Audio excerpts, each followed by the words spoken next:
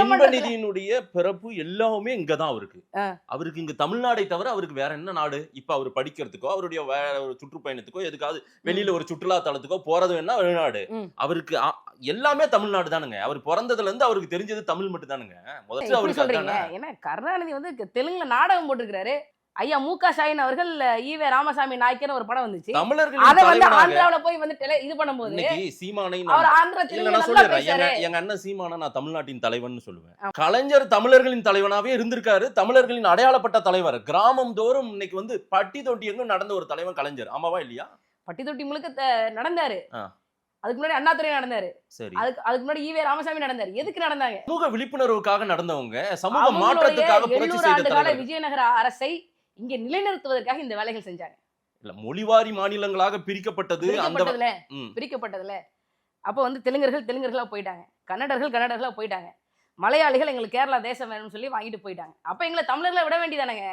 எதுக்கு இங்க திராவிடர்கள் கொண்டு வரீங்க? ஏங்க நம்ம ஓட்டு போட்டு தானங்க அதிகாரத்துல எல்லாரும் உட்கார்றாங்க. நீங்க மொழியால் ஒருத்தரை பிரிக்கிறீங்க, இன்னொன்னு அவங்களுடைய மொழியால பிரிஞ்சிருக்கிறோம். நீங்க யார் தமிழர்கள்னு ஆய்வுக்குட்படுத்துறத வந்து நீங்க அதுக்கான ஒட்டுமொத்த காப்பிரைட்ஸ் வாங்கி வைக்கல, சரிங்களா? எனக்கான காப்பிரைட்ஸ் கொடுக்கிறதுக்கான தகுதி யாருக்கு கிடையாது.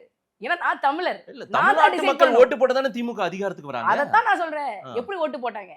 நீங்க அவரை ஏமாத்துனீங்க, நம்ப வச்சு ஏமாத்துனீங்க. 1940 திருவாரூர்ல ஒரு பொதுக்கூட்டம் நடக்குதுங்க.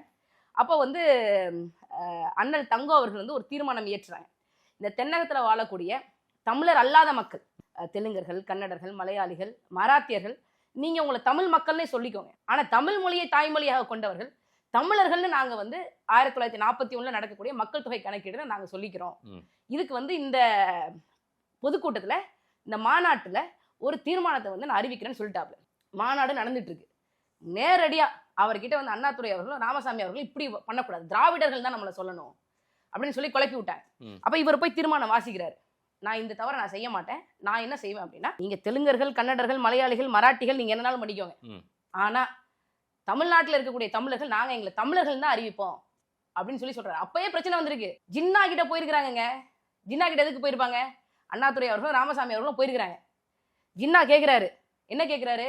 பாகிஸ்தான் என்ற தனி தேசத்தை இந்த நிலப்பரப்புல இருக்கக்கூடிய அத்தனை இஸ்லாமியர்கள் கிட்டையும் கொண்டு போய் சேர்த்து பாகிஸ்தான் என்ற தனி தேசத்துக்கான அவசியத்தை சொல்லி நான் அவர்களை வந்து பரப்புரை செய்வேன், அவர்கள்கிட்ட பரப்புரை செய்வேன், தனிநாடு பெறுவேன். அப்படி ஏதாவது ஒரு திட்டம் உங்ககிட்ட இருக்கா அப்படின்னு சொல்லி யாரை பார்த்து கேட்க? ராமசாமி அவர்கள்கிட்ட கேட்கிறாரு. அதுக்கு ராமசாமி அவர்களும் அண்ணாதுரை அவர்களும் சொன்ன பதில் என்ன? ஜின்னா கேட்கிறாருல, நான் தனி பாகிஸ்தான் கேட்பேன்னு, தனி திராவிட நாடு கேட்பீங்களா? உங்க தனி திராவிட நாடு கேட்பதற்கான திட்டம் என்ன வச்சிருக்கீங்கன்னு கேட்கிறாரு. ராமசாமி அவர்களும் அண்ணாதுரை அவர்களும் ஜின்னா கிட்ட சொன்ன வார்த்தை என்ன? ஒன்னும் சொல்லல.